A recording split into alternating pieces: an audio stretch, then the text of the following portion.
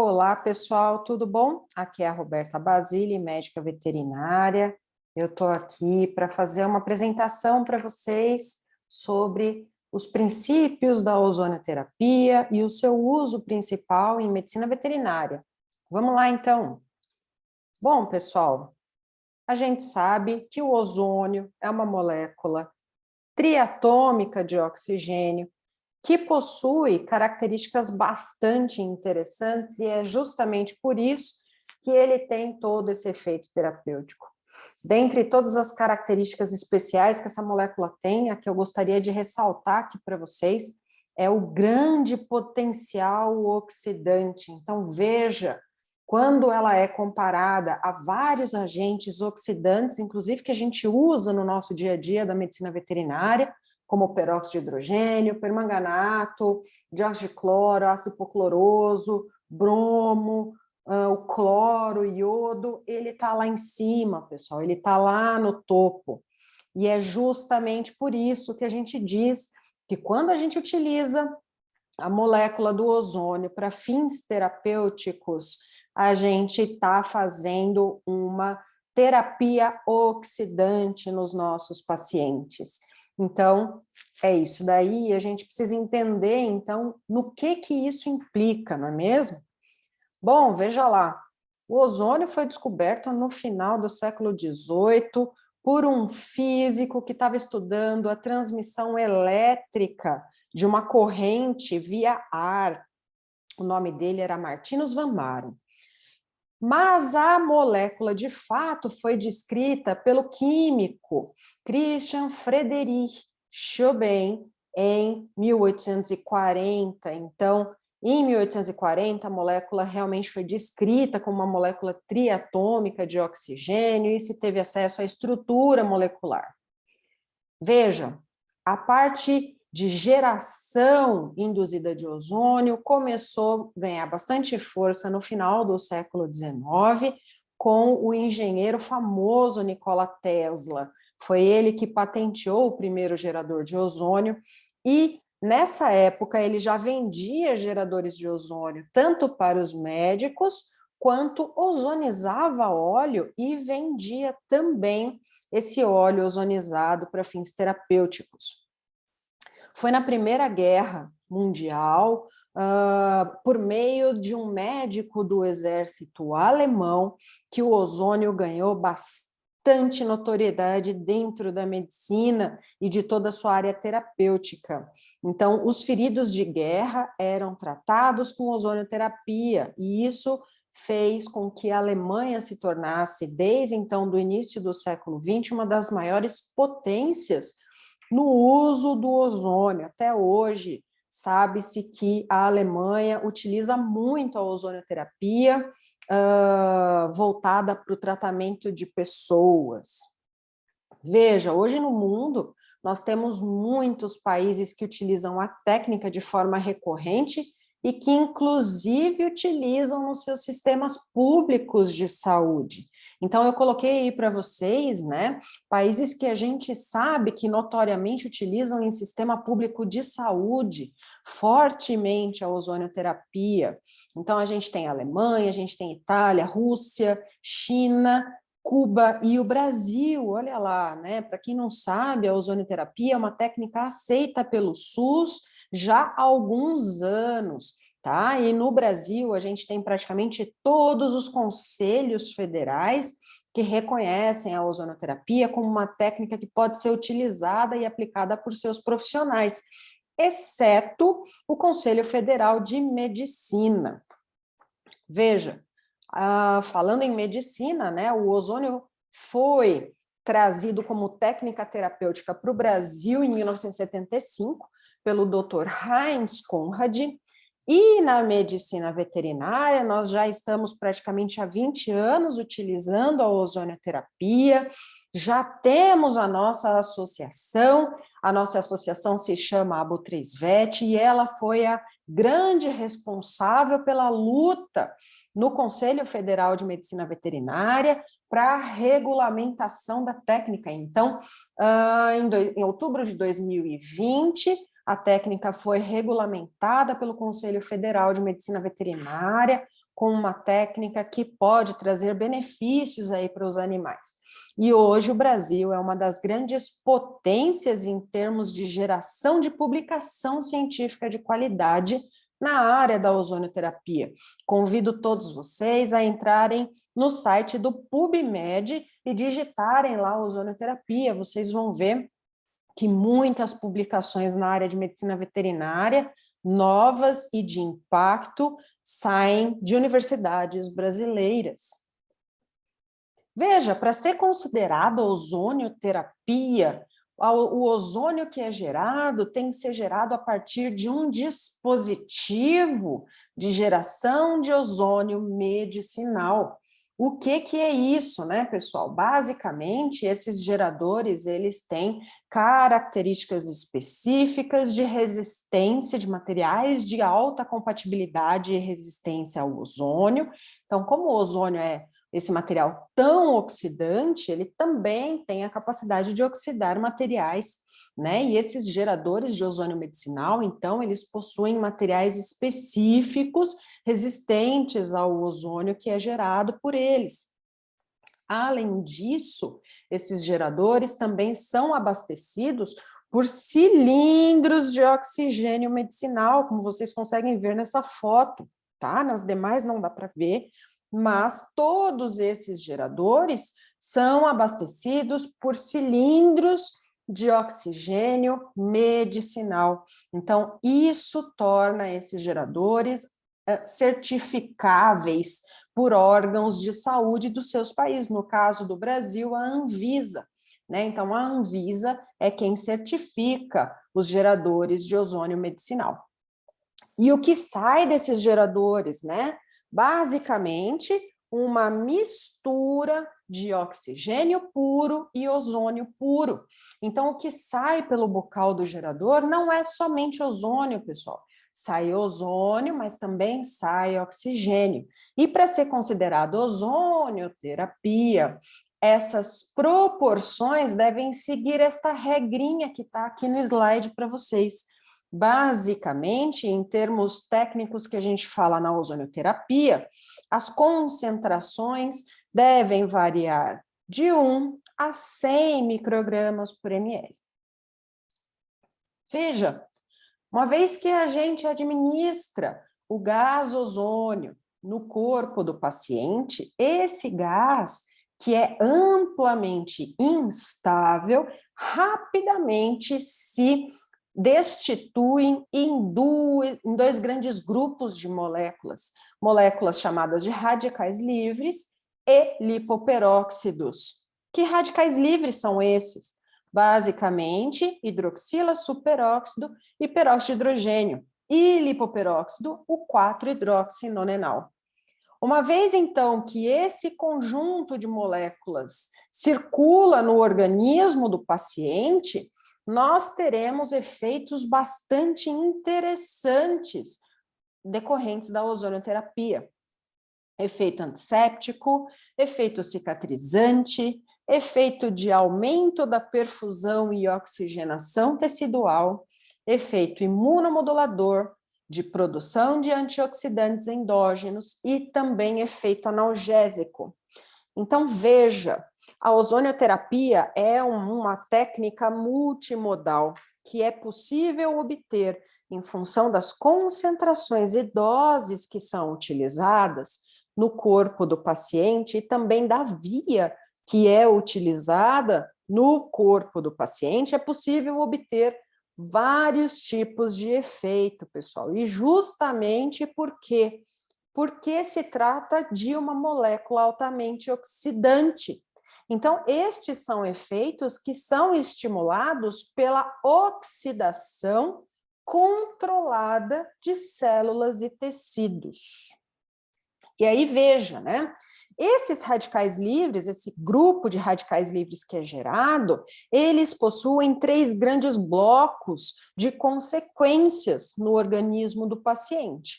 Ele pode promover oxidação de membranas, degranulação ou desgranulação plaquetária e podem também promover a diminuição do pH local. Vamos ver a oxidação de membranas. Então, veja, né? Tanto os radicais livres quanto o próprio ozônio, instantes antes de se degradar, possuem uma alta capacidade de destruição de membranas. E isso está demonstrado aqui nesse esquema para vocês, né, que eles geram poros nas camadas, por exemplo, de camadas celulares, de micro-organismos, de vírus, de fungos, de protozoários, gerando, então, um desequilíbrio hidroeletrolítico dessa célula e a destruição desta célula. Puxa, mas e aí pode vir a dúvida para vocês, né? Nossa, e como não gera, então, a destruição das células do próprio paciente? Veja, por 2 motivos. Primeiro que os seres superiores que nós tratamos, os animais domésticos, né, possuem células eucariontes capazes de produzir antioxidantes endógenos. E esses antioxidantes endógenos protegem, então, as células do ataque direto da molécula do ozônio e dos radicais livres. Então, esse é a primeira diferença, né, do porquê a gente não destrói as próprias células. E a segunda diferença, o segundo aspecto, é relativo à dose e concentração de ozônio. Então, o ozônio, para ser considerado terapêutico, uma ozonioterapia, ele deve seguir faixas de doses e concentrações que são função da espécie e do peso do animal e também da via de administração, né, do tipo de célula do qual esse ozônio vai ter contato imediato. Então, existe uma série de restrições e uma série de considerações a serem feitas para que, de fato, o ozônio não gere lesão ao invés de ser um agente terapêutico.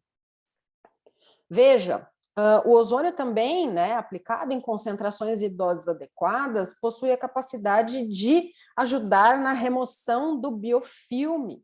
E o biofilme é algo que é utilizado pelas bactérias para se protegerem da ação de antibióticos, inclusive, né? Então, a gente consegue facilitar a penetração dos antibióticos, né? O ozônio agindo como uma terapia adjuvante no tratamento de infecções tópicas ou cavitárias. Veja, para que ele seja capaz de tratar essas infecções, esses patógenos requerem contato direto com o gás. E a gente vai entender um pouquinho mais para frente o porquê disso. O que acontece com o gás? Ozônio, né, com as moléculas de ozônio, uma vez que ela entra em contato com o plasma sanguíneo ou com os líquidos, fluidos biológicos. Veja, a segunda forma de ação desses radicais livres está diretamente associada à degranulação das plaquetas. Então, as plaquetas, em presença de radicais livres, se degranulam.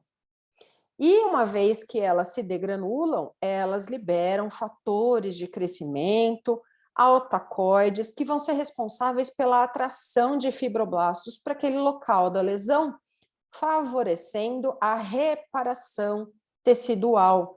Então, é por isso daí que a gente entende o porquê que o ozônio possui uma ação cicatrizante tão interessante e tão utilizada na medicina humana, né, em pessoas, para tratamento, por exemplo, de ferimentos, de feridas, de lesões de pessoas diabéticas, tá?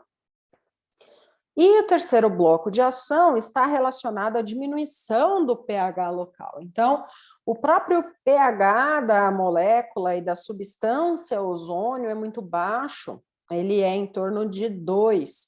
E isso facilita muito a ativação de macrófagos no local da aplicação, favorecendo ainda mais o controle das infecções e o debridamento celular. Então, mais uma ação importante para o tratamento de infecções e de ferimentos. Veja, a segunda classe de substâncias que é formada pelo ozônio quando é aplicado no corpo do paciente é chamado de lipoperóxidos. Esses lipoperóxidos, especificamente um que se chama 4-hidroxinonenal, possui meia-vida de 4 horas, ou seja, é suficiente que ele caminhe, geralmente ele caminha por via linfática, por todos os órgãos e sistemas, para que nas células ele tenha um mecanismo de ativação gênica. Então, veja, esse lipoperóxido, pessoal, ele está diretamente associado à ativação de um fator importantíssimo e muito conhecido nos dias de hoje, chamado fator de transcrição nuclear, NRF2. O que esse fator faz? Ele induz a expressão gênica para a produção de enzimas antioxidantes e moléculas citoprotetoras, como interleucinas anti-inflamatórias, imunomodulatórias. Isso é muito importante, pois ajudará muito na modulação da inflamação. Então, aumentando a produção de antioxidantes endógenos diretamente pela ativação do NRF2.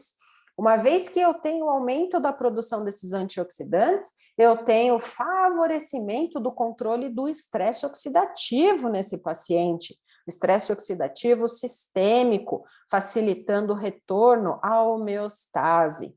Além disso, sabe-se do efeito neuroprotetor dos antioxidantes endógenos e também da modulação da dor em função da produção de fatores que são imunomodulatórios. Veja, esse NRF2 e também o 4-hidroxinonenal é importante para o aumento da produção e da deformação de uma enzima que se chama 2,3-difosfoglicerato. Essa enzima é responsável pela união das moléculas de hemoglobina dentro das hemácias e uma vez que ela se deforma com mais facilidade, ela permite a liberação mais fácil das moléculas de oxigênio que essa hemoglobina está carregando. Esses eritrócitos, então, que são formados com um paciente que está recebendo terapia sistemática, consistente, uma terapia somente não é suficiente, né? É uma terapia sistemática, semanal, muitas vezes, tá? Ou às vezes até diária, a depender do quadro. De ozônio, ele vai produzir eritrócitos super premium, que a gente fala, que são eritrócitos capazes de carregar mais oxigênio e também de liberar mais oxigênio com mais facilidade nos tecidos. Com relação aos leucócitos, a gente tem um aumento da fagocitose e também um aumento da produção de interleucinas modulatórias, como, por exemplo, a interleucina 4 e a interleucina 10. Já existem bastante estudos científicos mostrando isso. E no endotélio, em presença do 4-hidroxinonenal, estas células vão aumentar a produção de óxido nítrico, favorecendo o que? A vasodilatação periférica e aumentando também a perfusão periférica tecidual. Tudo isso, pessoal, de efeitos que eu estou falando para vocês, são efeitos que estão comprovados cientificamente. Se a gente entrar lá no PubMed e digitar ozone therapy e também o efeito que vocês buscam, né, entender melhor, vai aparecer uma série de artigos lá mostrando para a gente como esses efeitos acontecem e estudos científicos provando isso. Vejam, em termos de vias de administração, nós temos vias de administração sistêmicas e vias de administração locais. Quem são essas vias sistêmicas? São vias cujo efeito do ozônio será um efeito basicamente geral no organismo do paciente. Nós temos a via intravenosa pela técnica de autohemoterapia maior e também soro ozonizado. Temos a via intramuscular via técnica de autohemoterapia menor e também a aplicação do gás intrarretal. Em termos de vias locais, pode ser utilizada a aplicação do gás diretamente no músculo, intraarticular, e intraarticular a gente pode utilizar o gás diretamente ou também o soro ozonizado para lavagem articular. Intradiscal, a aplicação do gás para remissão de protrusões discais subcutânea para tratamento principalmente de trigger points com gás, intramamária é muito interessante na medicina veterinária para o tratamento de mastites em vacas de leite, e aí a gente consegue utilizar gás, soro ozonizado e óleo ozonizado também. Já temos vários trabalhos do óleo ozonizado sendo utilizado em via intramamária. Intravaginal para tratamento de vaginites, a gente pode utilizar gás, soro e óleo. Intrauretral, o gás e o soro ozonizado. Por via tópica para tratamento de afecções de pele, também a gente pode utilizar gás, soro, óleo e também a água ozonizada, né, para lavar feridas, cascos. Via ótica, que é para tratamento, então, das otites, e aí geralmente utiliza-se o gás e pode-se fazer limpeza com o óleo, e também a via oftálmica, em que é muito utilizada em oftalmologia, já inclusive humana, o colírio de óleo ozonizado, em que a gente pode utilizar também gás, pode utilizar soro ozonizado, pode utilizar o óleo diluído em soro NaCl 0,9, por exemplo, tá bom? Salina 0,9%.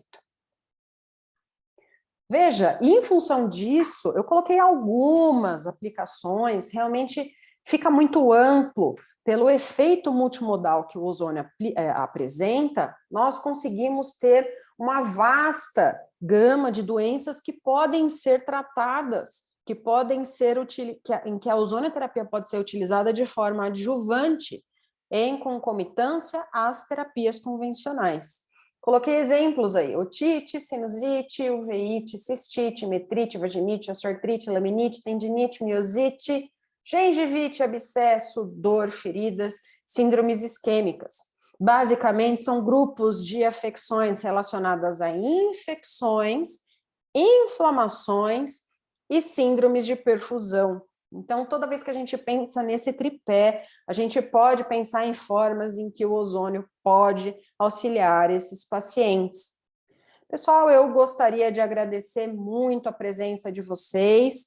Então, a gente está aqui à disposição, Ozone Life com o seu site, a Vetworks com o seu site, também disponível todos os canais de contato abertos, para que vocês entrem em contato com a gente, caso precisem tirar alguma dúvida, tá bom? Então, um bom dia a todos e até mais. Tchau, tchau.